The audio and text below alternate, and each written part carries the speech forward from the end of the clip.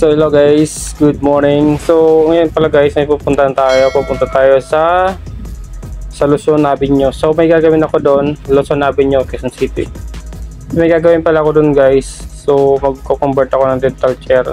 Bale, yung dental chair na yon, sira yung up and down and backrest. So i-convert ko siya sa relay kasi yung board nun sira na. So old model na siya, mahirap nang hanapan yung pyesa yung board.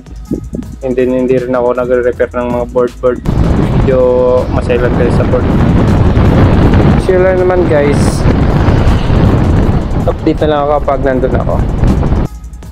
And then maghanap muna ako ng makakainan kasi ang oras ngayon 6:50 pa lang ng umaga. So hanap muna ako, mag-almusal muna ako, and then diretso na doon. So yan lang naman guys, update na lang ako pag nandun ako. Thank you. Convert natin sa relay. So alasin ko na itong board na to kasi sira na. Pero naman guys, sasiringan ko yung supply ng solenoid kung ilang volts to. So yun guys, ito yung board ng dental chair. So sira na yan. Ito ang ipapalit natin na relay. Okay, 24 volts to. Lagyan ko ng marking para mabilis na tayo.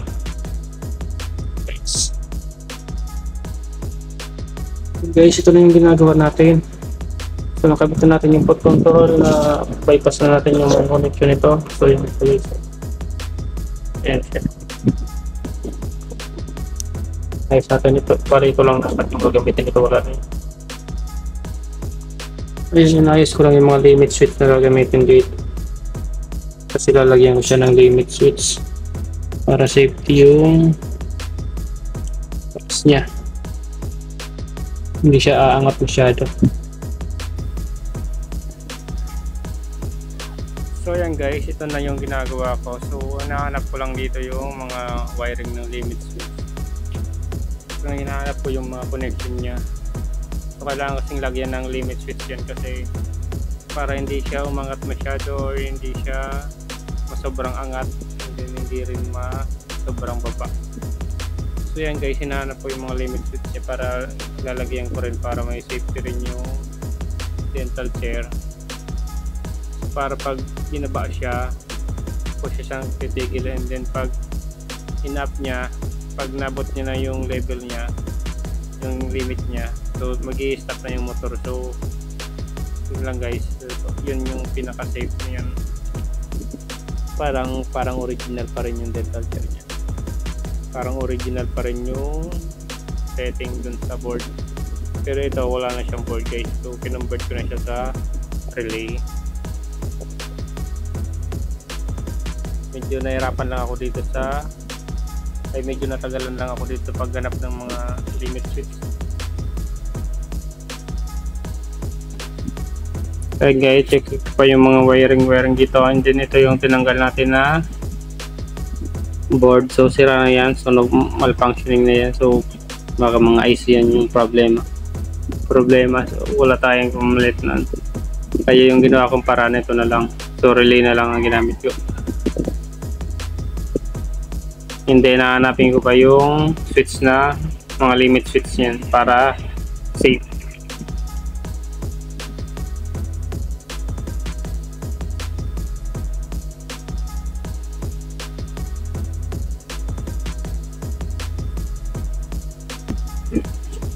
Ito na guys, so ayusin natin yung wire dito para matapos tayo dito. So ang gagawin ko na lang yung limit switch. So hanapin ko yung mga connection nun para ikakabit ko rin. So tatanggalin natin yung dito sa likod na cover para makita natin yung mga wiring dyan at saka yung limit switch. So yan guys, gamit lang kayo dyan ng Allen wrench. Paramihan talaga Allen wrench yung ginagamit dito sa mga screwan ng dental chair. Sila naman guys, so bilisan na lang natin ang ating video para bilis tayo and hindi masyado matagal. So yung guys, kung nagustuhan nyo pala yung mga ganitong content and mga ganitong video, please subscribe my YouTube channel and Facebook page. So lang guys, thank you for watching.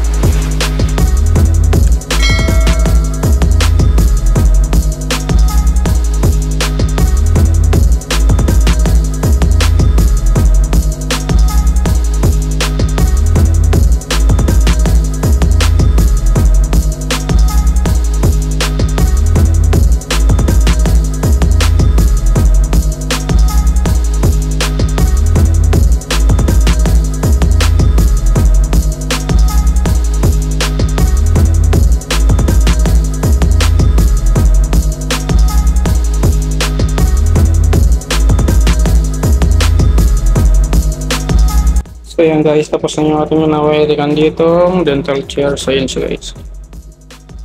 So yan, kapitan ko na yung relay.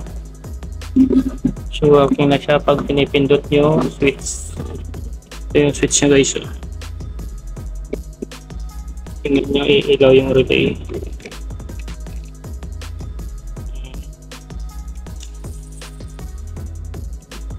Up, down.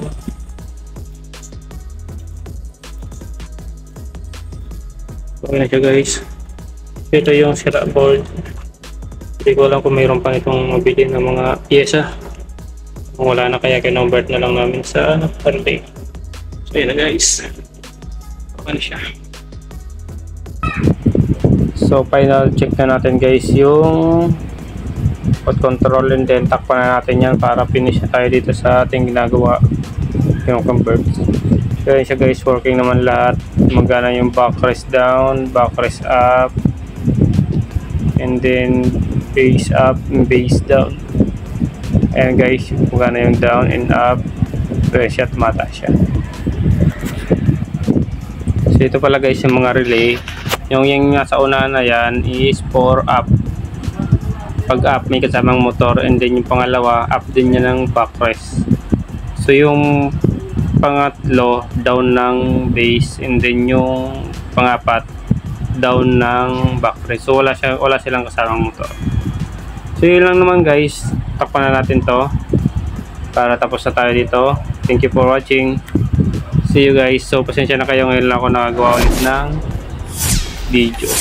Yun lang guys.